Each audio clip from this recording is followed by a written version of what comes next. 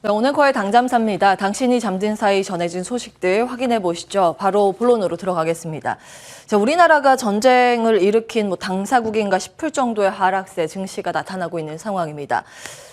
전 세계 증시에서 연초 대비로 보면 러시아 증시가 가장 많이 빠졌고 두 번째로는 나스닥 종합주가 지수가 많이 빠졌습니다. 세 번째가 코스닥 지수인데 이 두 지수는요, 최근 반등을 하거나 하락을 해도 낙폭이 둔화되는 움직임을 나타내고 있습니다만 여전히 우리나라 증시, 특히 코스닥 지수만이 홀로 그 급락세가 계속 이어지면서 브레이크가 잡히지 않고 있는 상황입니다.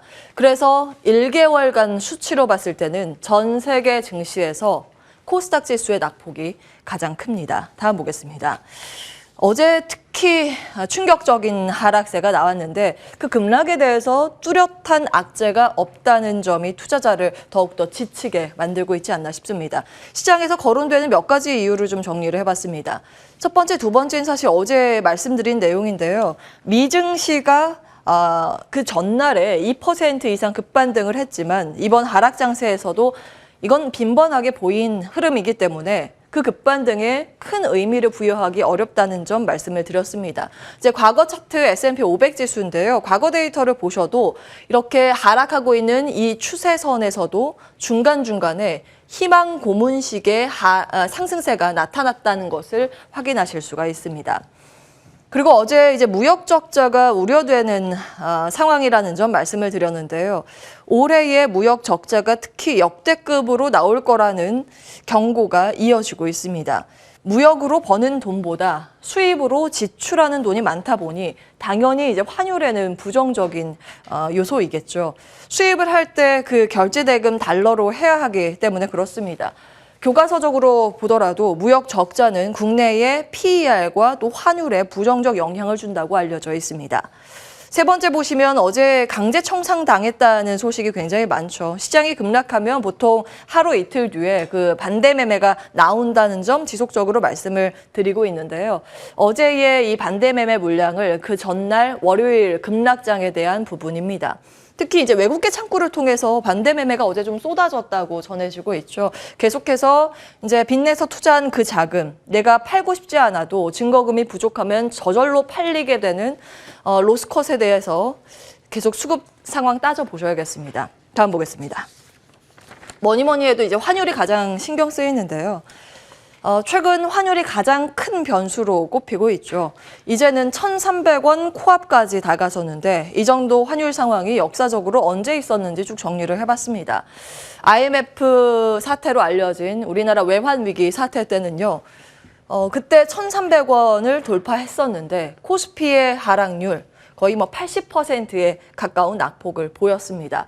그리고 2000년대 닷컴 버블이 붕괴되면서 환율도 그때 치솟았는데 코스피는 53% 밀렸지만 사실 닷컴 버블이라는 것은 코스피보다는 코스닥 시장에 상장되어 있는 종목들이 해당이 더 많이 됐죠. 코스닥 지수의 하락률은 83%나 됐습니다. 그리고 카드채 금융위기 때도 환율이 치솟았는데요. 이때는 닷컴 버블이랑 맞물려서 하락 추세가 이어졌기 때문에 따로 계산을 하진 않았습니다.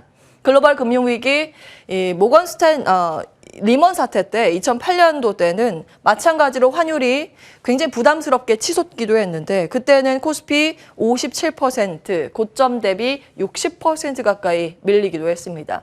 현재는 1,300원 초읽기에 들어간 모습입니다. 원인을 생각나는 대로 좀 적어봤는데요. 코스피는 현재 어제 종가 기준으로 29%의 낙폭을 그려가고 있습니다. 다음 보겠습니다. 이 물가 위기가 계속해서 대두되고 있는 상황이죠. 원자재 가격이 올라가면서 무역 수지가 맞춰지지 않고 있기 때문입니다. 그 물가가 현재 우리 생활에 어느 정도 침투되어 있는지 보겠습니다. 요즘 우리나라 머리 자르는데 얼마 정도 하나요? 들어오기 전에 여쭤봤더니 한 2만 원 정도 이상 여자 기준으로 나오고 있다고 합니다. 미국에서는 헤어컷 인플레이션이라고 있는데요. 머리를 자르는 기술에는 그 수입 물품, 원자재 등이 들어가지 않죠. 그래서 미국의 이코노미스트들은 미용실 비용이 오르면 이 인플레이션이 경제에 깊숙이 침투됐다고 봅니다. 미국의 5월 미용실 가격 증가율은 6.2%를 기록했는데요. 수치로 보시면 이게 여기까지 올라와 있는 상황입니다. 과거 1982년 이후 최고치까지 치솟고 있는 상황입니다. 다음 보겠습니다. 마침 간밤 물가지표를 영국에서 또 발표를 했죠. 영국의 5월 소비자 물가지수 지난해 같은 기간보다 9.1%나 폭등했습니다. 1982년 3월 이후 최고치를 기록했는데요. 이 내용은 미국 시장 개장 전에 발표됐기 때문에 이 영향분은 이 개장 전에 미국 선물 지수를 확인하실 수가 있는데 되자마자 선물 지수가 급락하는 부분이 포착이 됐고요. 이 영국, 프랑스, 독일 모두 큰 폭의 조정을 거쳤습니다. 한 1% 내외의 하락률을 기록했습니다. 이게 간밤 미증시 하락 출발의 원인이기도 했습니다. 다음 보시죠. 물가가 잡힐 때까지 시장에 바닥이 없다는 분석도 나오고 있습니다. BCA 리서치의 보고 내용인데요. 미국 연준이 주식시장의 성과보다 인플레이션 퇴치에 훨씬 더 집중하고 있기 때문에 물가가 결정적으로 안정될 때까지 미국의 주식은 바닥을 찾지 못할 거라는 보도가 나오고 있습니다. 이 내용 보시면 이제 수익이 다음 분기에 한 0에서 5%, 이게 좀 바뀌었네요. 0에서 한 5% 내외의 약세를 보인다면 여기가 아마 플러스 5%일 겁니다. 이제 역성장을 보인다면 만약에 멀티플이 현재 수준 어느 정도 유지가 된다면 지수가 안 빠지거나 빠지더라도 약간 빠지는 정도라고 봤는데요. 멀티플을 한 16배 정도까지 축소시켜버리면 시장의 충격은 10% 이상의 마이너스권 추가 하락이 열려 있다라는 계산이 나오고 있습니다. 그보다 이제 시장의 유동성 파티 때 멀티플을 많이 주지 않았습니까? 그 거품이 더욱더 많이 거친다면 지수의 하락률이 더 크게 나올 가능성이 있다고 보고하고 있습니다. 다음 보시죠. 청문회에서 파월 의장의 발언을 보셔도 바로 앞선 그 내용에 끄덕이실 수 있을 것 같습니다. 의회 증언 내용인데 전체적으로는 무난했다는 평가입니다. 근데 인플레이션의 극복 의지를 강하게 드러났다는 점이 한 가지의 포인트입니다. 이 점을 좀 정리를 해봤는데요. 인플레이션 너무 높아서 반드시 잡아야 하고 이 물가를 내리기 위해서 금리를 높여야 한다. 그러다 보니 금리를 많이 올려야 할 수도 있다. 이는 중립금리 이상을 가리키고 있습니다. 사실 여기까지는 그동안 했던 얘기이기 때문에 시장 오히려 뉴욕 증시는 했던 내용 그래서 상승세 이렇게 해석이 됐었는데요. 이게 문제였습니다. 이 내용이 나오자마자 지수가 모두 하락 전환하는 흐름이 나타났는데요. 이러한 결과로 금리 인상이 결국 경기 침체를 가져올 가능성이 있다는 코멘트를 했습니다. 그동안은 연착륙 가능하다라고 계속 견지를 했었죠. 그런데 경기 침체 가능성 사실상 처음으로 인정한 셈입니다. 다음 보겠습니다. 경기 침체에 대한 의견도 이어지고 있다는 점 계속 체크해드리고 있죠. 인플레이션 안정을 위해서 증시가 눌려야 한다는 주장도 지금 나왔는데요.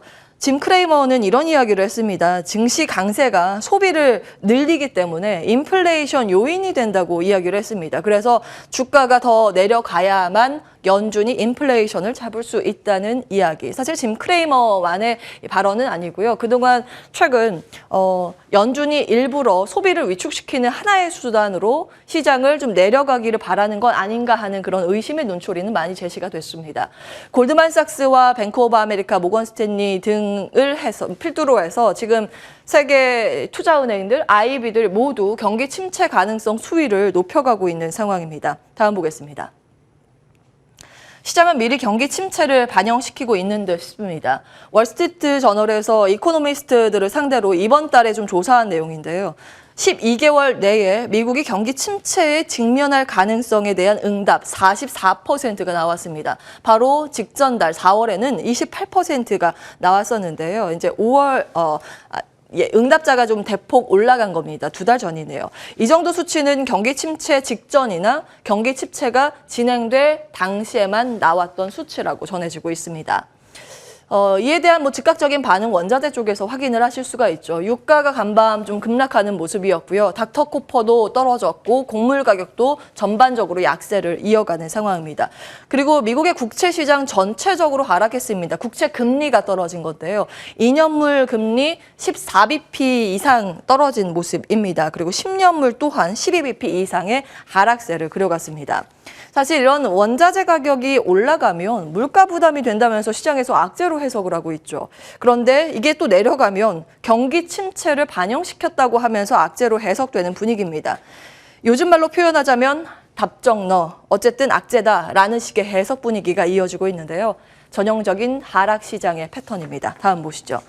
앞서 말씀드린 것처럼 파월 의장의 청문회 발언 중간중간에는 시장이 이렇게 장중에 좀 오름세를 시연하기도 했습니다. 그래도 이 정도 많이 떨어졌으니까 저가 매수 해볼까라는 이런 심리가 장중에는 있었는데요. 앞서 말씀드린 것처럼 경제 연착륙 어렵다, 경기 침체 가능성을 실질적으로 인정하는 발언이 나오자 모두 상승폭을 반납했습니다. 약보합권 3대 지수 마무리가 됐습니다. 다음 보시죠. 종목별 흐름 보도록 하겠습니다. 전체적으로 보시면 상승과 하락이 좀 반반인 것처럼 보이기는 합니다. 대형 기술주들, 성장주들은 약보합 정도, 약간 조정을 받은 정도이고요. 에너지 섹터가 크게 조정을 받으면서 지수를 끌어내렸다고 보시면 되겠습니다. 에너지 섹터의 낙폭이 두드러졌고요. 이쪽이 이제 헬스케어 섹터입니다. 바이오 헬스케어 섹터가 강한 반등을 시연했습니다. 그래서 정리를 해봤는데요. 상승, 제약 바이오 헬스케어, 부동산, 통신, 유틸리티 모두 미국에서는 시장 방어주로 통용되는 종목들입니다. 이게 좀 의외인데 항공은 대형 항공 위주의 반등이라기보다는 중소형 항공단의 저가 매수세가 유입됐다고 보시는 게 맞을 것 같습니다. 하락 섹터 에너지 깊은 골이 나왔습니다. 다음 보겠습니다. 지금 에너지에 하락하고 있는 베팅 물량이요. 역대급으로 잡히고 있어서 이 내용도 준비를 해봤습니다. 에너지 섹터 추종 ETF의 풋옵션인데요. 역대급으로 조금 치솟고 있는 모습이 눈에 띕니다. 이제 주간 단위 수치라고 보시면 되는데요. 경기 침체에 대한 베팅이라고도 볼 수 있겠습니다. 사실 이 경기 침체 시기에 고난의 시기를 버텨냈었던 에너지 업체들인데 이번에 원자재 상승의 수혜를 누리고 있다면서 미국 내에서도 정부의 증설 압박 혹은 고통 분담에 대한 요구가 나오고 있습니다. 그건 우리나라에서도 마찬가지인데요. 다음 보겠습니다. 어제 말씀드린 내용이죠. 민주당에서 고통 분담을 요구하고 있습니다. 아직 이 내용이 법안으로 추진됐다라는 보도가 나오고 있지는 않습니다. 확정적인 내용은 아닙니다만 과거에 동일본 대지진으로 인해서 유가의 부담이 났었던 시기에 우리가 한 차례 3개월 정도 고통 부담을 이 기업들이 요구를 받았었던 때가 있었기 때문에 그에 대한 어떠한 수치가 예상이 되고 있을까 삼성증권에서 보도자료를 내서요. 이 내용 어제 좀 체크해드렸습니다.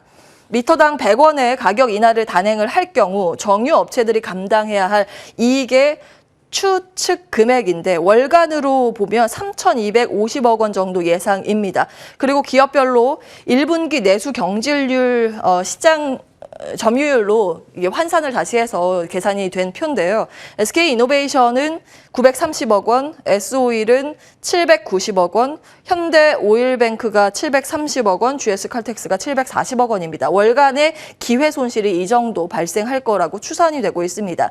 아직 확정된 내용은 아니기 때문에 참고 정도만 하시면 되겠습니다. 네, 여기 주까지 준비가 되어 있는데요. 온앵커의 당잠사였습니다.